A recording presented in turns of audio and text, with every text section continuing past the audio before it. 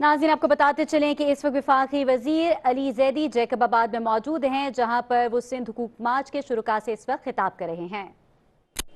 उसके बाद जब बीच में एक दो दफा आया, खामोशी आया, लेकिन जब से खान साहब ने सदर बनाया, ये मेरा दूसरा दौरा है, एक तब्दीली देखी मैंने जैकबाबाद में। 2013 और आज के जैकबाबाद में एक तब्दीली है, यहाँ का इंफ्रास्ट्रक्चर थोड़ा और खराब हो गया, ये तब्दीली है। यहाँ सबसे ज्यादा हेपेटाइटिस सी के केसेस पूरे पाकिस्तान में जैकबाबाद में रजिस्टर होते हैं। उस वक्त होते थे और 9 साल गुजरने के बाद आज भी वही हाल है। गढ़ कहते हैं इसको पीपल्स पार्टी का, तो अगर पीपल्स पार्टी अपने गढ़ का ये हाल करती है तो मैं पूछना चाहता हूं, अच्छा माजरत के साथ ये भी वापस ले लूं, पीपल्स पार्टी तो रही कोई नहीं, ये तो जरदारी लीग, जरदारी माफिया है। तो अगर जरदारी माफिया ये हाल करती है उस जगह का जहां से वो जीतती है, तो सोचें कि जहां से वो ना जीते वहां क्या हाल करती होगी। और ये निकले अभी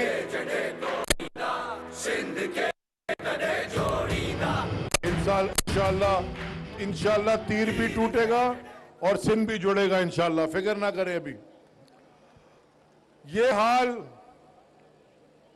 इतना तबाह हाल मेरे ख्याल में सिंध के किसी और जिले का नहीं है जितना जैकबाबाद का है।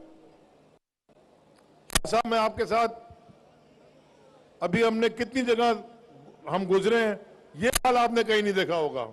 अंदर घुसते ही रोडें सब कुछ तबाह है। ये पता नहीं किस चीज का बदला ले रहे हैं सिंधी कौम से, खास तौर पे जैकबाबाद के लोगों से। मैं सिर्फ एक बात करना चाहता हूं आखिरी, देखें ये कभी भी आपके हालात नहीं बदलेंगे जब तक आप खुद अपने हालात बदलने के लिए तैयार ना हो। अपने हालात बदलने के लिए आप में से हर एक ने जरदारी माफिया के खिलाफ अलम बगावत बुलंद करना है। अगर ऐसे बैठे रहोगे, जो आज हाल है इससे भी ज्यादा हाल खराब होने लगा है, ये मत समझना कि ये आपके लिए कोई सोचता है। जो इनका लीडर है, जो ये चेयरमैन बना घूम रहा है, इसने पूरी जिंदगी में किसी दिन 1 घंटा भी नौकरी नहीं की, 1 घंटा भी काम नहीं किया।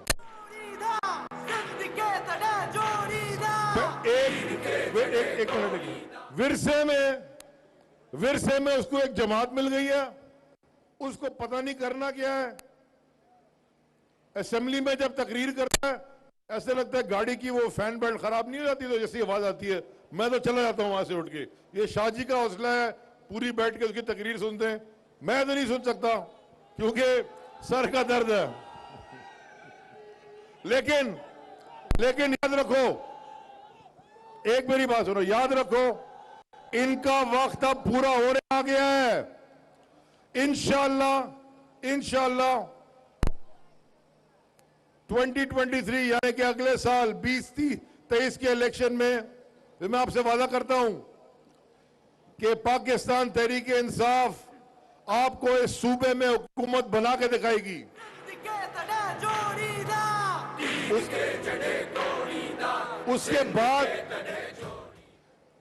उसके बाद फिर आपको पता चलेगा कि पंजाब में और खैबर पख्तूनख्वा में हर बूढ़े बच्चे, हर मां, हर बहन, हर एक को जब हेल्थ कार्ड मिल सकता है क्योंकि वहां की सूबाई हुकूमत अपने लोगों का ख्याल करती है, तो फिर आपको क्यों नहीं मिल सकता? क्यों सिंध की हुकूमत हेल्थ कार्ड नहीं देती? ये वो हेल्थ कार्ड है जिससे 10 लाख रुपए का हर आदमी अपना इलाज करा सकता है, प्राइवेट अस्पताल में या गवर्नमेंट अस्पताल में। और अगर आपको मिल भी जब इंशाल्लाह जाएगा, जब तक हम ये गवर्नमेंट अस्पताल ठीक नहीं कर देंगे आपका, यहाँ पे हेल्थ कार्ड नहीं इस्तेमाल कर लेना, क्योंकि यहाँ तो बिलावल हाउस के जो जानवर है वो भी नहीं ठीक कराने के काबिल। इन्होंने तो ये हाल इसका रखा है छोड़ के। तो इंशाल्लाह ना उम्मीद नहीं होना, मैं दोबारा आऊंगा, बार बार आएंगे, शाह साहब भी आएंगे, अहमद भाई भी आएंगे। साईं